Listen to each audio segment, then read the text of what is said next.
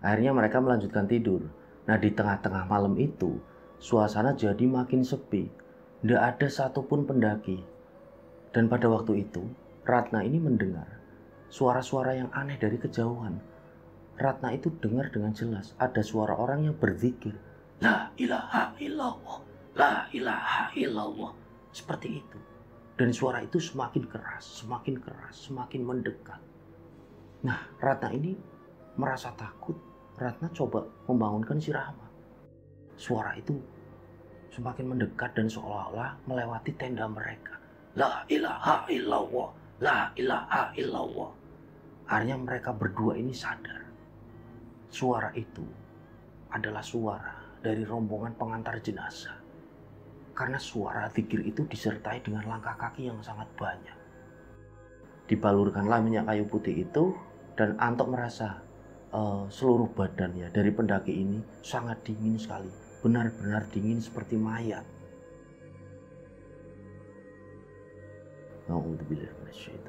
Bismillahirrahmanirrahim. Assalamualaikum warahmatullahi wabarakatuh.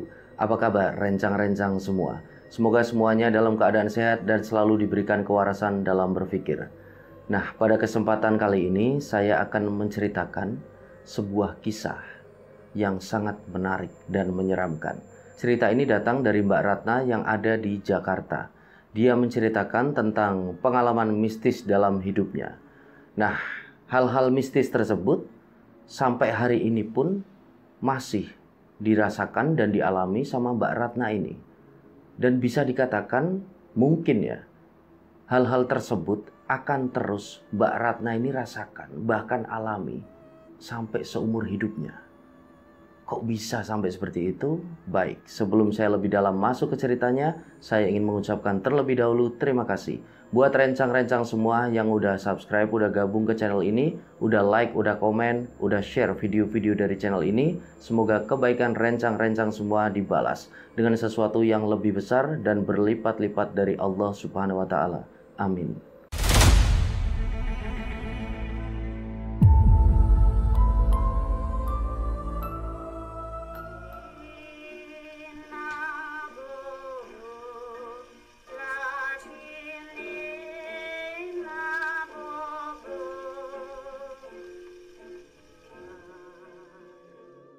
Untuk cerita kali ini datang dari Mbak Ratna. Jadi pada saat ini Mbak Ratna tinggal di Jakarta. Dia bercerita bahwa dia ini lahirnya di Sidoarjo, Jawa Timur. Dari mulai kecil sampai dia kuliah di sekitaran Jawa Timur.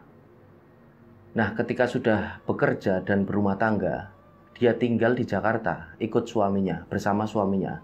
Jadi kita cerita dulu ya tentang sosok Ratna ini. Ketika waktu itu, Ratna tinggal di Sidoarjo, Jawa Timur, di sekitaran kelas 5 SD. Ratna ini masih punya kakek dan nenek, yang pada waktu itu tinggal di satu rumah dinas berarsitektur Belanda di daerah Kediri, Jawa Timur ya. Jadi setiap kali liburan, Ratna ini selalu berkunjung ke rumah tersebut bersama kedua orang tuanya. Nah, cerita pada waktu itu, ketika liburan, mereka berangkat menuju ke Kediri, ya, bertemu dengan kakek neneknya. Nah, begitu pertama kali datang di rumah Belanda itu, Ratna itu merasa suasana di sana agak kurang nyaman. Nah, pada saat itu, Ratna itu baru mengetahui bahwa ada yang berbeda dari dirinya. Nah, dari situlah Ratna itu mulai bisa merasakan kehadiran-kehadiran makhluk yang tidak bisa dilihat oleh orang biasa. Jadi pertama kali dia masuk ke rumah Belanda itu, kakeknya ini langsung membawa dia ke satu kamar. Begitu dia masuk kamar, dia itu melihat ada satu lemari dengan ukuran yang sangat besar. Nah, tiba-tiba di atas lemari itu ada anak kecil yang lagi jongkok. Dan tidak lama kemudian, anak kecil itu langsung turun dan berlari. Nah, Ratna ini langsung tanya ke kakeknya, "Kek, itu tadi siapa yang duduk di atas lemari?" Nah, kakeknya ini karena tahu dengan hal-hal semacam itu, akhirnya kakeknya menjawab, "Kalau kamu nanti ketemu makhluk-makhluk yang seperti itu, kamu itu tidak boleh takut ya." Ini dipegang kata-kata kakek. Jadi kalau Ratna takut, mereka ini semakin menjadi kuat, menjadi jahat. Awalnya Ratna itu tidak paham karena anak seumuran Ratna pada waktu itu cuma menganggap makhluk yang dilihat itu adalah manusia pada umumnya. Nah, hari pun berjalan. Keesokan harinya, Ratna ini tidur di satu kamar bersama kedua orang tuanya. Dan pada pagi itu, ketika kedua orang tuanya ini sudah bangun, mereka jalan-jalan pagi di sekitar rumah. Ratna ini masih tidur, jadi tirai itu masih tertutup dan suasana dalam kamar itu masih nampak gelap. Tiba-tiba ada yang mengintip dari balik pintu. Jadi karena pintu kamar ini terbuka sedikit ya, Ratna ini melihat ada satu cewek. Cewek ini ngintip dari balik pintu. Dan ketika Ratna ini melihat ke arah cewek tadi, dia memalingkan wajahnya. Dan kejadian itu terus menerus. Sampai kemudian Ratna memberanikan diri menyapa. "Hei kamu, aku lihat kamu. Sini berteman sama aku." Akhirnya lama-kelamaan sosok anak kecil perempuan ini berani menampakkan dirinya. Nah, yang pertama kali dilihat Ratna, anak kecil itu rambutnya berponi, rambut belakangnya itu dikepang dua, dan wajahnya itu sangat Eropa sekali. Wajahnya sangat Belanda. Dia memakai rok sampai seukuran lutut dan dia pakai sepatu.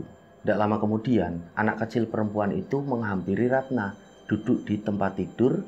Lalu di situ Ratna bertanya, "Namamu siapa?" Nah, anak kecil perempuan noni Belanda itu bilang, "Namaku Joyce." "Kamu tinggal di mana, Joyce?" "Aku tinggal di belakang sana, di kamar yang ada di belakang."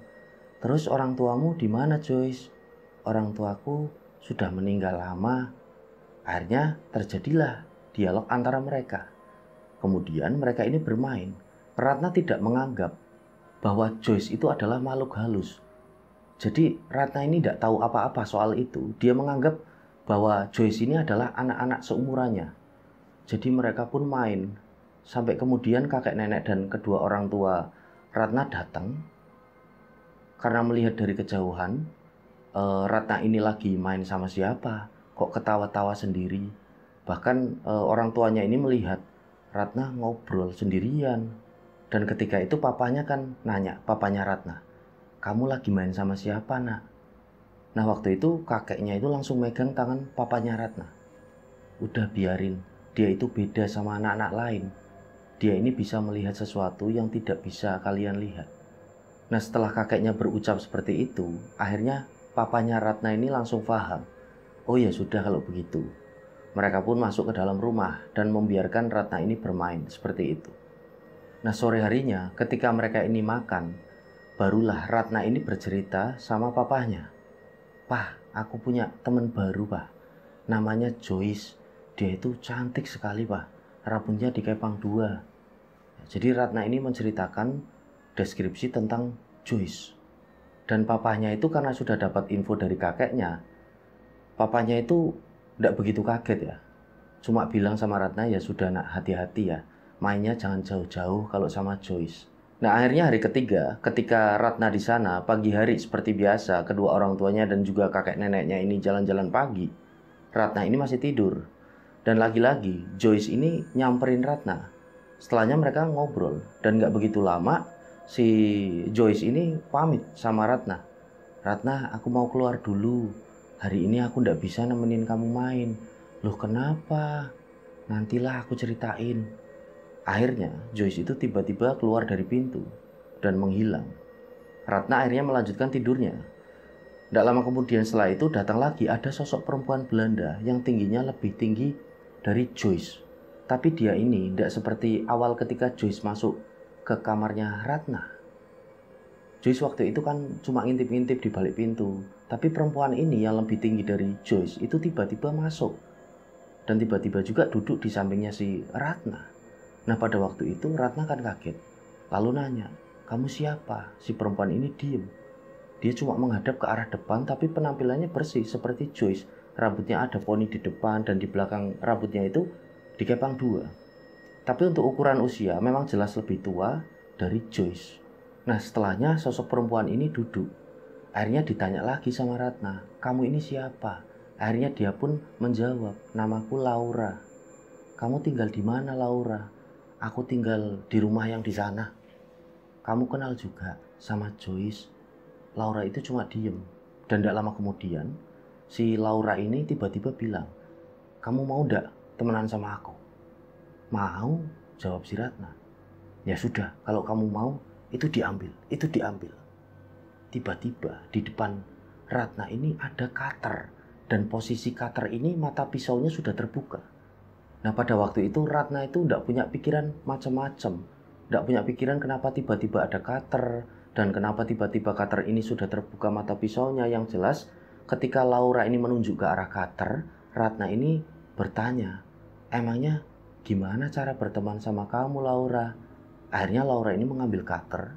Dan tiba-tiba cutter itu langsung disayatkan di arah urat nadinya si Laura. Waktu itu Ratna melihat dari uratnya si Laura itu, urat nadinya Laura keluar darah mengucur banyak sekali. Ratna kan kaget, terus bilang, kamu jangan begitu Laura, kamu jangan begitu.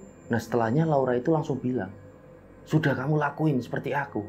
Cepat kamu lakuin seperti aku. Akhirnya Ratna pun mengambil cutter. Dan pada saat Ratna ini mau menyayatkan cutter itu ke urat nadinya, tiba-tiba dari arah kejauhan Ratna ini melihat Joyce dari balik pintu. Dan Joyce itu seperti melambaikan tangannya seperti ini. Nah pada saat itu Laura menoleh ke arahnya si Joyce. Terus menoleh lagi ke arahnya Ratna. Udah sekarang kamu sayatkan, cepat kalau kamu mau jadi temanku. Terus si Ratna ini menoleh lagi ke arahnya si Joyce, ke arahnya Laura. Pokoknya Ratna itu bingung ya. Dan Joyce itu nampak di situ mau masuk itu takut. Dia cuma melambaikan tangannya. Sini aja seperti itu. Nah akhirnya Ratna pun memilih untuk mendatangi si Joyce. Jadi cutter itu masih dipegang di tangannya. Terus tiba-tiba Joyce ini membisikkan sesuatu ke telinganya si Ratna. Dia bisik-bisik.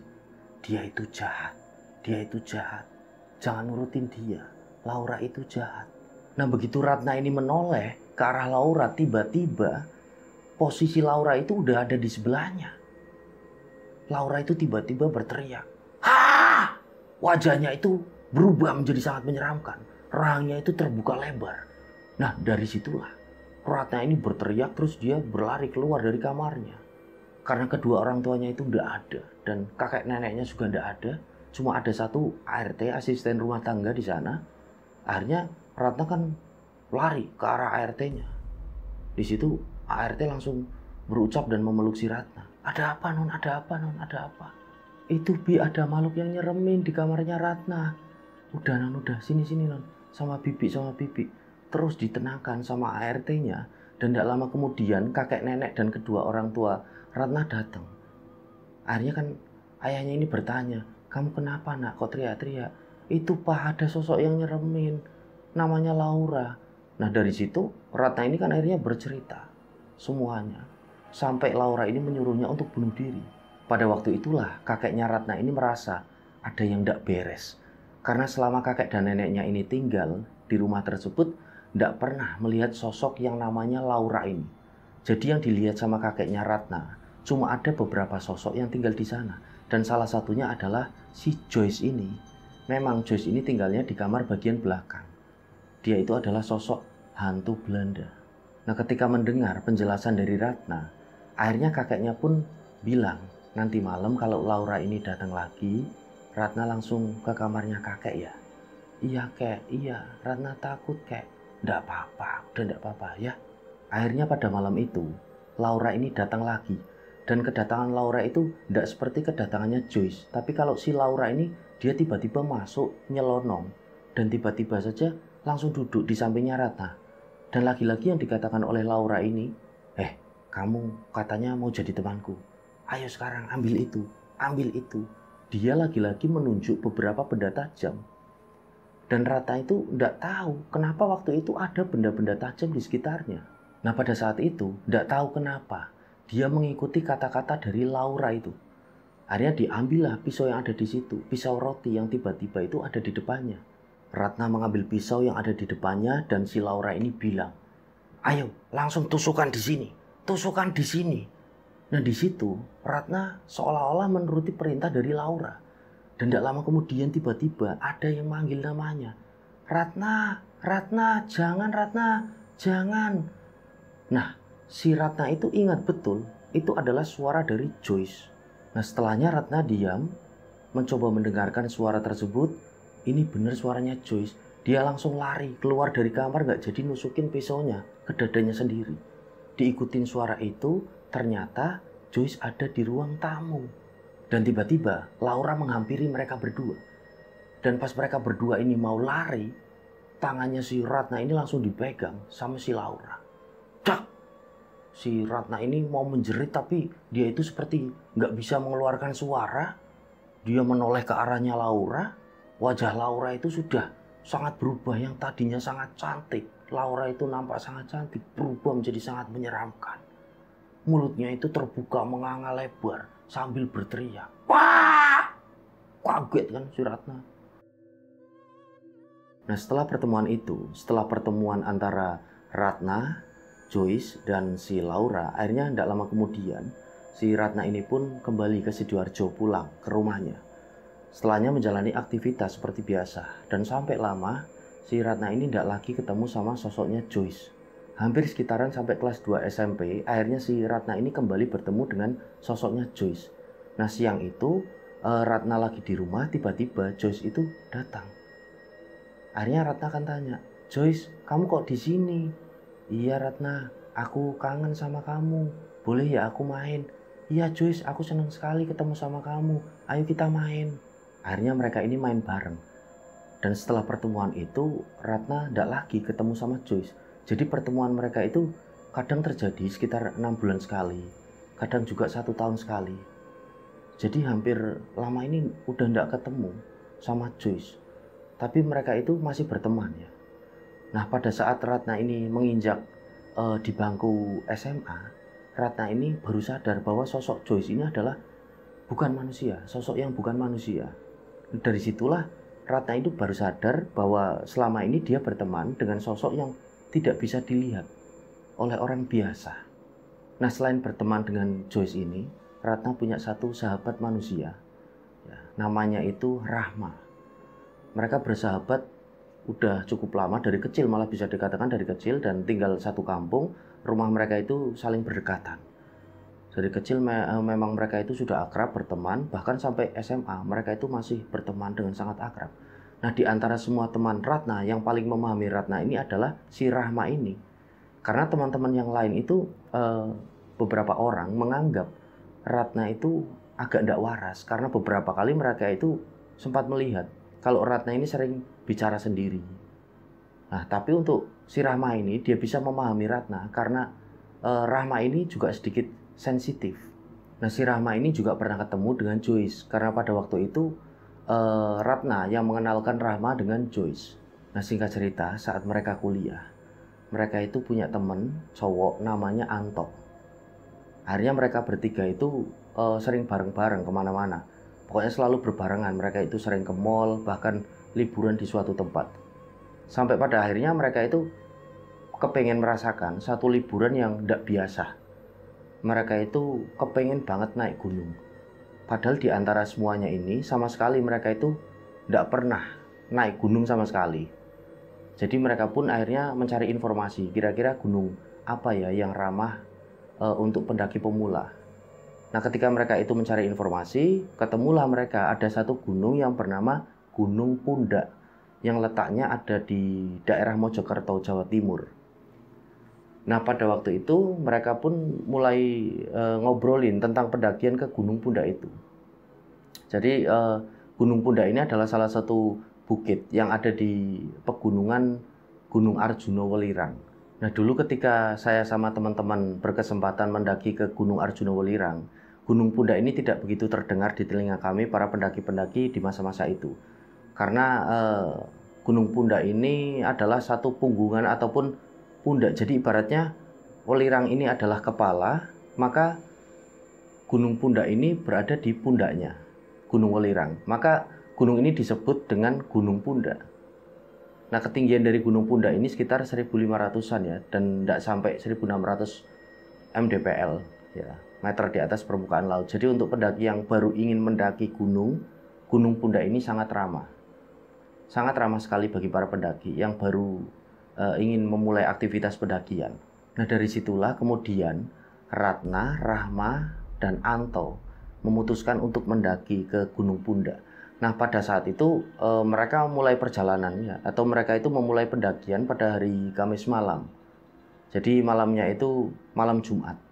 Mereka berangkat sore hari menuju ke Taman Hutan Raya. Ketika sampai di pos pendakian itu mereka melihat suasana itu sepi karena mereka sadar bahwa itu adalah hari biasa, hari Kamis. Mereka pun simaksi mendaftar seperti biasa di pos perizinan. Nah, petugas ini menyarankan sebenarnya kalau bisa jangan naik pada malam hari karena terlalu beresiko. Jadi lebih baik kalian ini nginep di satu tempat. Nah, di sana ada tempat untuk mendirikan tenda sambil menunjuk petugas itu. Ada beberapa lahan-lahan yang sudah dipersiapkan untuk mendirikan tenda dan ada juga kok toilet di sana. Bersih toiletnya.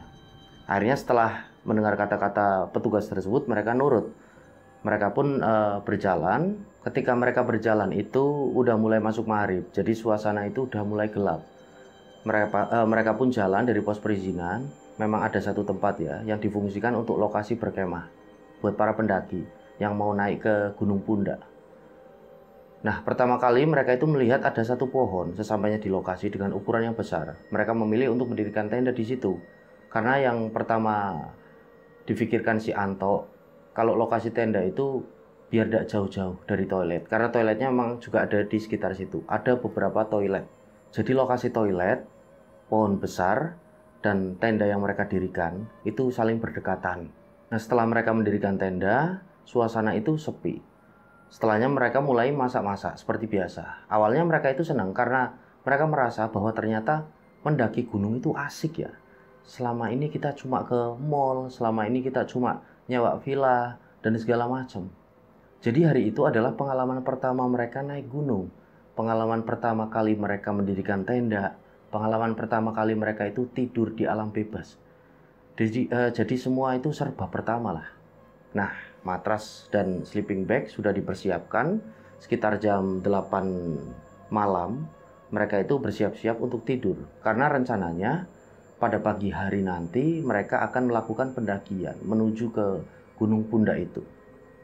Nah, malam itu ketika mereka tidur, tiba-tiba suasana angin ini menjadi lebih kencang. Awalnya mereka itu mendengar suara angin seperti biasa. Dan tiba-tiba salah satu dari mereka merasa bahwa suara angin ini berubah menjadi suara seperti suara manusia. Nah, yang pertama kali merasakan ada keanehan itu adalah si Rama.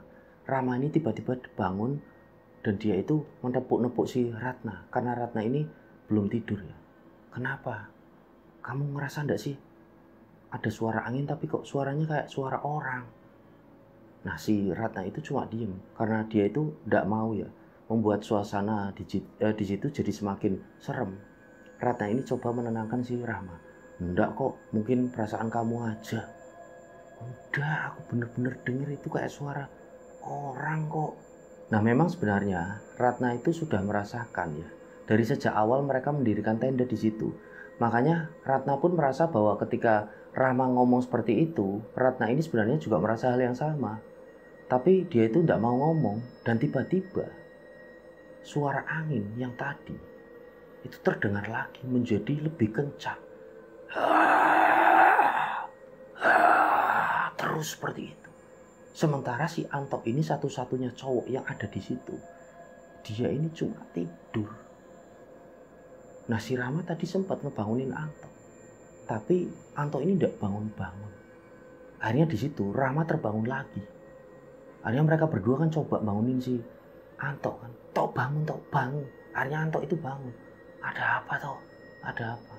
Emang kamu gak dengar suara angin? Itu menyerupai suara orang loh.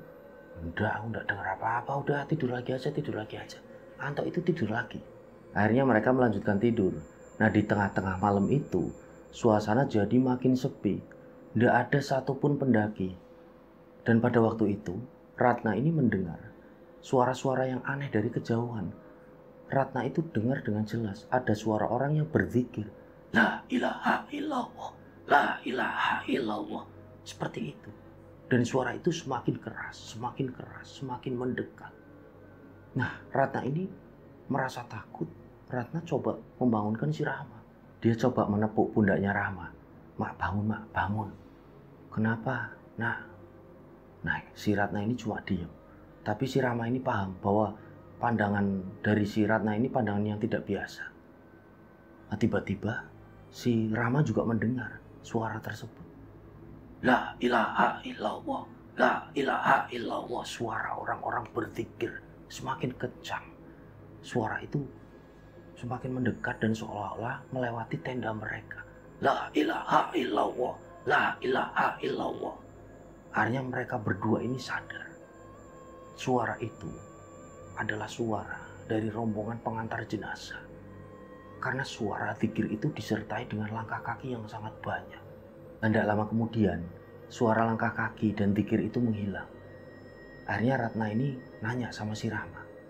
Mak, apa di sini ada pemukiman warga ya? Apa desa? Nggak ada. Beberapa hari yang lalu sebelum berangkat aku itu udah browsing. Nggak ada pemukiman warga di sekitar sini. Nggak ada desa di sekitar sini. Nah di situ Anto itu terlihat masih tidur ya, seperti cuek, nggak ngurusi sama sekali. Kalau si Ratna sama Rama ini sedang panik. Tapi si Ratna ini tahu, Anto ini pura-pura nggak dengar. Dia itu sebenarnya masih bangun. Tapi kenapa kok dia itu seperti nggak peduli ya? Akhirnya si Ratna ini nggak mikir macam-macam lagi. Mereka berdua melanjutkan tidur. Dan tidak lama kemudian, Rama ini kebangun lagi. Dia membangunkan Ratna. Nah Ratna, bangun. Aku anterin ke toilet ya, pengen pipis. Mereka pun membuka tenda. Suasana pada malam itu dingin banget. Begitu mereka itu membuka pintu tenda, di depan mereka persis mereka melihat ada kaki dengan ukuran yang sangat besar bergelantungan. Mereka pun kaget. Karena refleks akhirnya mereka ini kan berteriak. Wah! Nah pada waktu itu Anto bangun.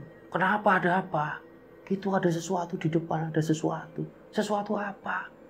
Kalian ini mau kemana? Tengah malam kok mau ke toilet. Ini si Rama minta anterin ke toilet, kata si Ratna.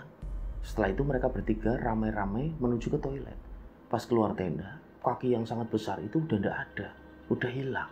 Nah setelah dari toilet, mereka kembali ke tenda. Dan begitu mereka kembali ke tenda, mereka belum sempat tidur. Udah di tenda, mereka itu mendengar suara langkah kaki. Ada suara langkah kaki ke arah tenda mereka, menuju tenda mereka. Tiba-tiba langkah itu berhenti tepat di depan tenda mereka. 3 orang ini semuanya mendengar. Dan tiba-tiba ketika Anto ini ngecek, membuka tenda, terlihat di depan tenda ada seorang pendaki yang lagi duduk. Seperti kedinginan. Pendaki itu nampak ya, basah kuyup. Dia memakai jaket. Rambutnya itu kayak habis keguyur hujan. Nah si Anto ini memandang ke arah kedua temannya. Kedua temannya coba kayak memberi kode. Gak tahu. Nah pendaki yang di depan tenda itu terus menggigil. Akhirnya si Anto ini menawarkan kepada pendaki itu untuk masuk ke dalam tendanya. Mas, sampean sendirian mas. Sini mas, dalam tenda aja mas, dingin di situ. Sini mas, masuk sini mas. Pendaki itu cuma diem sambil terus menggigil. Sini mas, masuk. Cuma diem pendaki itu, walaupun Anto ini sudah volume suaranya itu dikencengin lagi. Akhirnya si Ratna sama Rama kan bilang, kamu udah keluar sana, disuruh masuk aja, dibawa masuk. Kasihan kedinginan, kata Ratna kan. Akhirnya Anto, yowes, aku tak kesana.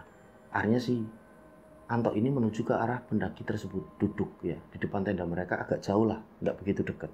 Nah begitu sampai di sana, disapalah sama si Anto, mas, jenengan sendirian, sampean sendirian mas, temennya mana mas, rombongannya mana? Pendaki itu cuma diem, dan nampak dari wajahnya itu kelihatan pucat, sangat pucat. Akhirnya kan si Anto bilang lagi, aduh sampean sakit ini mas, ayo mas masuk dalam tenda aja, saya bawa kayu putih, nanti tak baluri kayu putih biar hangat, ayo mas masuk mas. Masuk. Akhirnya pendaki itu pun nurut, ikut masuk ke dalam tendanya si Anto dan kedua temannya. Masuklah ke dalam tenda. Setelah dalam tenda ditanya lagi sama Ratna sama Rama, mas sampean itu sendirian, rombongannya mana? Pendaki itu cuma diem sambil wajahnya itu pucat, menggigil sekali badannya. Ya sudah, tok ambil kayu putih. kayu putih itu diambil sama Anto. Lalu setelah itu pendaki itu dilepasin jaketnya sama Anto. Akhirnya bajunya juga dilepasin. Nah, pendaki itu kelihatan di punggungnya itu seperti kayak lebam-lebam ya, biru, pucat. Kenapa ya pendaki ini, batin si Anto? Tapi Anto ini nggak nanya, dia cuma diem. Terus, ayo mas ini mas, tak balurin pakai kayu putih biar anget. Akhirnya dibalurin pakai kayu putih sama si Anto kan, pendaki tersebut. Masih terus diem sambil menggigil. Ini mas biar anget mas. Sekujur tubuhnya itu sudah dibalurin. Setelah itu Anto mengeluarkan bajunya yang masih kering dari dalam kerilnya, diambil lalu dipakaikan ke pendaki tersebut. Nah, setelah memakai baju itu ditanya lagi sama Anto, namanya siapa mas, rombongan dari mana, rombongannya mana, kok basah kuyup. Padahal mereka bertiga itu tahu ndak hujan sama sekali pada hari itu, pada malam itu. Nah, dari situ mereka mulai curiga, aneh, ini pendaki dari mana, kok nggak bilang satu kata pun. Akhirnya di situ Anto bilang, yowes mas, tidur sini aja. Besok pagi kita antar ya ke bawah, ke pos perizinan. Nanti masnya bilang cari rombongannya di sana. Karena malam ini pasti udah pada tidur petugasnya. Nah, pendaki ini cuma manggut-manggut dan tidak ngomong satu pun kata. Nah, setelahnya mereka pun tidur.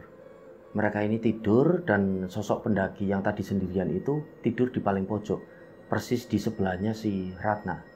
Mereka pun tidur. Waktu itu Ratna ini agak merasa aneh ya, karena seperti ada yang ganjil. Kok satu sosok pendaki ini sepertinya aneh, dia tidak ngomong satu kata pun, wajahnya pucat dan tiba-tiba datang, tapi dari mana? Nah, singkat cerita, Ratna tertidur. Tiba-tiba dia itu seperti dibangunin ya, dicawel-cawel kakinya. Ratna ini bangun, loh kok ada Joyce? Joyce, kamu kok di sini? Iya, aku kangen sama kamu Ratna. Aku kangen sekali. Oh iya, aku juga kangen. Ayo keluar tenda aja, keluar tenda. Iya. Nah, si Joyce ini keluar tenda. Tapi keluarnya itu nggak lewat pintu tenda ya, langsung nerobos saja. Nah, si Ratna ini keluar, sampai di luar si Ratna ini ngobrol ngalor ngidul sama si Joyce, kayak bernostalgia lah, karena sudah lama banget mereka itu nggak ketemu. Karena mereka memang temenan ya, beda dimensi, tapi mereka itu temenan, sangat baik, sangat akrab. Udah lama nggak ketemu, mereka kan kangen, ngobrol di situ mereka. Nah, di sela-sela obrolan mereka, si Joyce ini bertanya sama Ratna, ini siapa Ratna? Sambil menunjuk ke arah pendaki tadi yang sendirian, yang lagi tertidur. Nggak tahu itu tadi datang sendiri, kedinginan, basah kuyup. Akhirnya kita ajak tidur di sini, kasihan. Nah, tapi tenda itu tertutup. Tapi si Joyce ini kan bisa lihat ya, bisa menembus ke dalam tenda. Nah, tiba-tiba si Joyce ini bilang, dia bukan dia. Dari situ Ratna ini mulai curiga. Si Joyce ini bilang lagi, ini bukan dia, bukan dia. Setelah itu Joyce itu pamit, Ratna, aku pamit dulu ya. Kok kamu pulang Joyce? Iya, aku pulang dulu ya Ratna. Nah, tiba-tiba si Joyce ini menghilang, pulang. Nah, setelah itu Ratna pun masuk ke dalam tenda. Ternyata di dalam tenda, sosok pendaki tadi itu yang tidur di situ udah ndak ada. Di situ Ratna benar-benar bingung, langsung ngebangunin si Anto sama si Rahma. Bangun, bangun. Ini mas-mas yang tadi di sini di mana? Mereka berdua bangun kan, ya ndak tahu lah, kamu dari mana? Aku dari luar. Nah, mereka bertiga kan bingung. Padahal ketika Ratna ini keluar dari tenda, pendaki tersebut masih ada di situ. Akhirnya si Ratna ini kan bercerita tadi Joyce kesini, bilang sama kedua temannya, karena memang udah tahu Ratna itu temenan sama sosok dari dimensi lain. Joyce itu bilang, itu bukan dia, itu bukan dia. Tadi juga si Joyce itu sempat bilang kalau dia itu pendaki yang hilang. Dia itu arwah yang nyari teman-temannya ternyata. Nah, 3 orang ini kan bingung karena mereka itu melihat pendaki tadi yang mereka tolong itu sosoknya manusia biasa. Sempat dibalurin minyak kayu putih, digantiin pakaiannya sama si Anto. Setelahnya mereka melanjutkan tidur. Dan singkat cerita, pada pagi hari itu yang seharusnya mereka ini mau mendaki ke Gunung Pundak, akhirnya mereka itu merasa karena pada malam hari semalam itu banyak keganjilan-keganjilan, mereka pun akhirnya mengurungkan niatnya. Mereka cuma berkemas-kemas, mengemasi tenda dan segala macam. Mereka pun turun kembali ke mobil. Nah, di dalam mobil itu mereka pun cerita, ternyata semalam itu kenapa Anto ini mengabaikan kata-kata dari mereka berdua. Anto ini sebenarnya juga mendengar suara angin yang tadinya bergemuruh tiba-tiba berubah menjadi suara manusia. Anto ini tahu.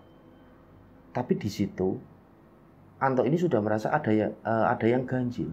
Jadi dia itu pura-pura tidur karena dia pun takut sebenarnya. Semua itu diceritakan ketika mereka sudah ada di dalam mobil menuju pulang. Nah, sepanjang perjalanan itu mereka pun bercerita bahwa Anto ini ketika membalurkan minyak kayu putih ke sosok pendaki tadi semalam, tangannya si Anto ini menyentuh punggung pendaki itu. Anto ini merasakan badannya itu dingin sekali. Dinginnya itu tidak wajar.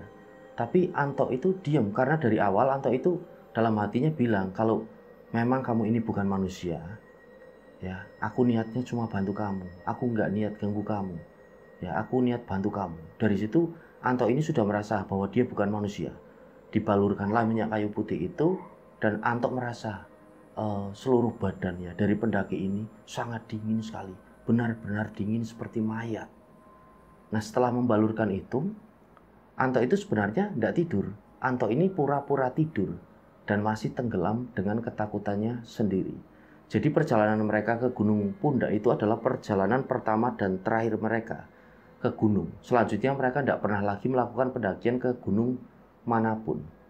Karena mereka memang trauma dengan kejadian itu. Dan semoga kisah ini bisa diambil hikmah dan bisa diambil pelajaran oleh rencang-rencang semua. Mohon maaf kalau ada salah-salah kata. Saya Sukma Arga pamit undur diri. Sampai berjumpa pada cerita-cerita selanjutnya. Wassalamualaikum warahmatullahi wabarakatuh. Salam Lestari.